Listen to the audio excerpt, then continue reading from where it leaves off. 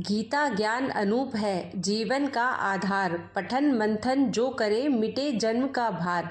हरे कृष्णा। भगवान श्री कृष्ण और राधा रानी की कृपा आप सभी पर सदैव बनी रहे। जैसा कि आप सभी जानते हैं कि मार्गशीर्ष मास का प्रारंभ हो चुका है और इस मास में हम भगवान श्री कृष्ण की कृपा प्राप्त बहुत आसानी से कर सकते हैं।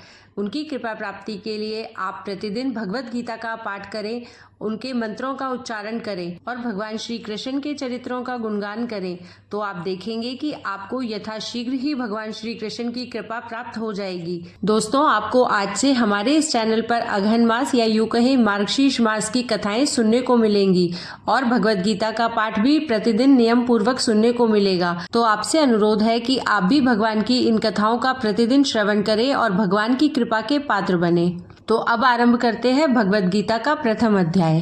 भगवान श्री कृष्ण के चरणों में प्रणाम कर उनसे प्रार्थना करते हैं, जैसे उन्होंने अर्जुन का मार्गदर्शन किया वैसे ही हमारा भी हमारे जीवन की सभी समस्याओं से निकलने में मार्गदर्शन करे।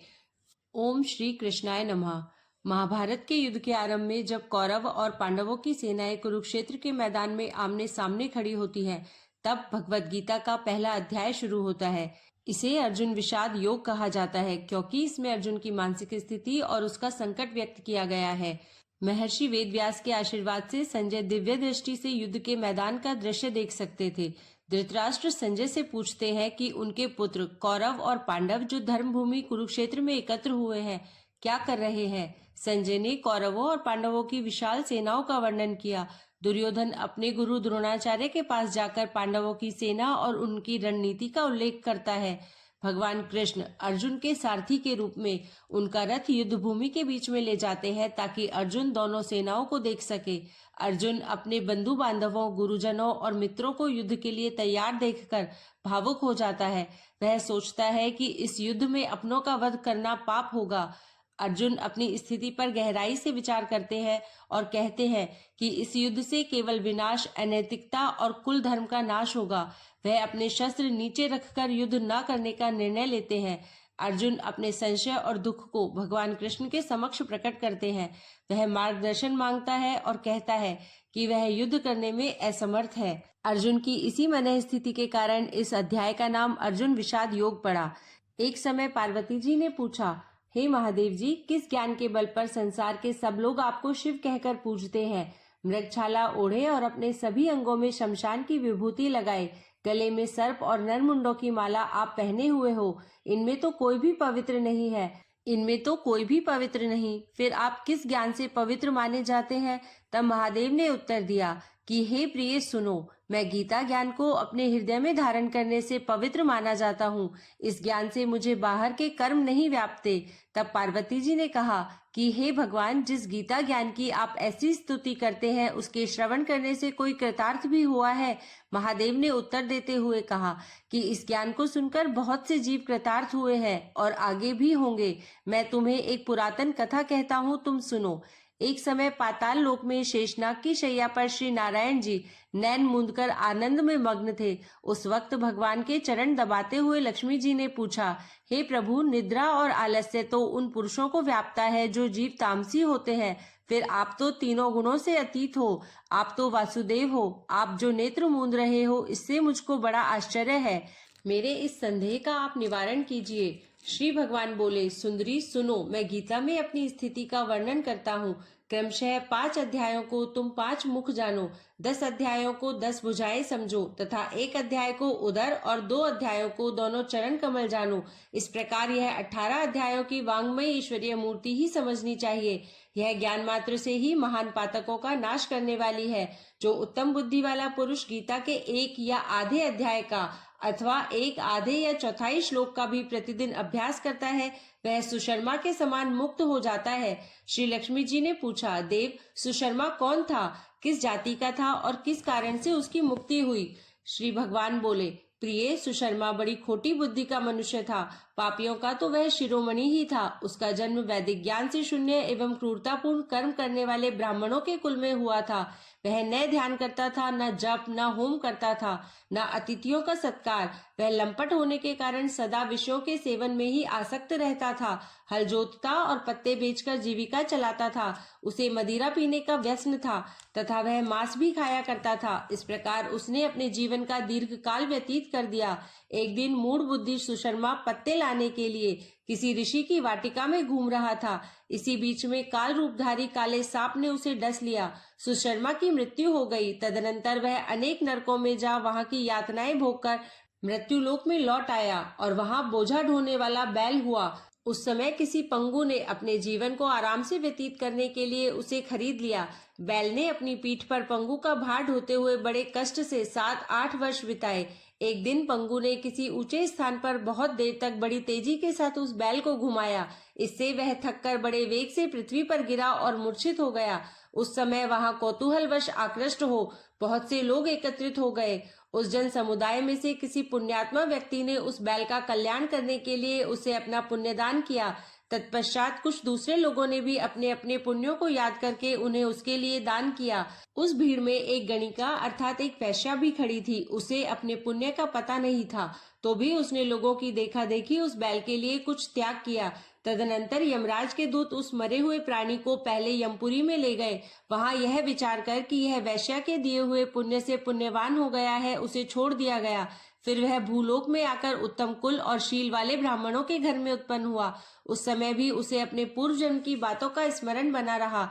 बहुत दिनों के बाद अपने अज्ञान को दूर करने वाले कल्याण तत्व का जिज्ञासु होकर वह उस वैश्या के पास गया और उसके दान की बात बतलाते हुए उसने पूछा, तुमने कौन सा पुण्य दान किया था? वैश्या ने उत्तर दिया, वह पिंजरे में बैठा हुआ तोता प्रतिदिन कुछ पढ़ता था, उससे मेरा अंतःकरण पवित्र हो गया है। उसी का पुण्य मैंने तुम्हारे लिए दान किया था। इसके बाद उन दोनों ने तोते से पूछा। तब उस तोते ने अपने पूर्व जन्म का स्मरण करके प्राचीन इतिहास कहना आरंभ किया। तोता बोला, पूर्व जन्म में मैं विद्वान होकर भी विद्वता के अभिमान से मोहित रहता था। मेरा राग द्वेष इतना बढ़ गया था कि मैं गुणवान विद्वानों के प्रति भी ईर्ष्या भाव रखने लगा। फिर समय अनुसार मेरी मृत्यु हो गई और मैं अनेकों घृणित लोकों में भटकता फिरा। उसके बाद इस लोक में आया। सदगुरु की अत्यंत निंदा करने के कारण तोते के कुल में मेरा जन्म हुआ। पापी होने के कारण छोटी अवस्था में ही मेरा माता पिता से वियोग हो गया। एक दिन मैं ग्रीष्म ऋतु में तपे हुए मार्ग पर पड़ा था। वहां से कुछ श्रेष्ठ मुनि मुझे उठा लाए और महात्माओं के आश्रम के भीतर एक पिंजरे में उन्होंने मुझे डाल दिया। वहीं मुझे पढ़ाया गया। ऋषियों के बालक बड़े आदर के साथ गीता के प्रथम अध्याय की आवृत्ति करते थे। उन्हीं से सुनकर मैं भी बारंबार पाठ करने लगा। इसी बीच में एक चोरी करने वाले बहेलिये ने मुझे वहां से चुरा लिया। तत्पश्चात इस देवी ने मुझे खरीद लिया। यही मेरा वृतांत है जिसे मैंने आप लोगों से बता दिया। पूर्व काल में मैंने इस प्रथम अध्याय का अभ्यास किया था, जिससे मैंने अपने पाप को दूर किया है। फिर उसी से इस वैश्या का भी अंतःकरण शुद्ध हुआ है और उसी के पुण्य से ये द्विजश्रेष्ठ सुशर्मा भी पाप मुक्त हुए हैं। इस प्रकार परस्पर वार्तालाप और गीता के प्रथम अध्याय के महात्म्य की प्रशंसा करके वे तीनों निरंतर अपने अपने घर पर गीता का अभ्यास करने लगे। फिर ज्ञान प्राप्त करके वे मुक्त हो गए। इसीलिए जो गीता के प्रथम अध्याय को पढ़ता, सुनता तथा अभ्यास करता है, उसे इस भव सागर को पार करने में कोई कठिनाई नहीं होती। अब सुनिए पहला अध्याय। धृतराष्ट्र बोले, हे संजय, धर्मभूमि कुरुक्षेत्र में इकट्ठे हुए युद्ध की इच्छा वाले मेरे और पांडवों के पुत्रों ने क्या किया? इस पर संजय बोले, उस समय राजा दुर्योधन ने व्यूह रचना युक्त पांडवों की सेना को देखकर और द्रोणाचार्य के पास जाकर यह वचन कहा, हे आचार्य, आपके बुद्धिमान शिष्य द्रुपद पुत्र धृष्टद्युम्न द्वारा व्यूहाकार खड़ी की हुई पांडुपुत्रों की इस बड़ी भारी सेना को देखिए।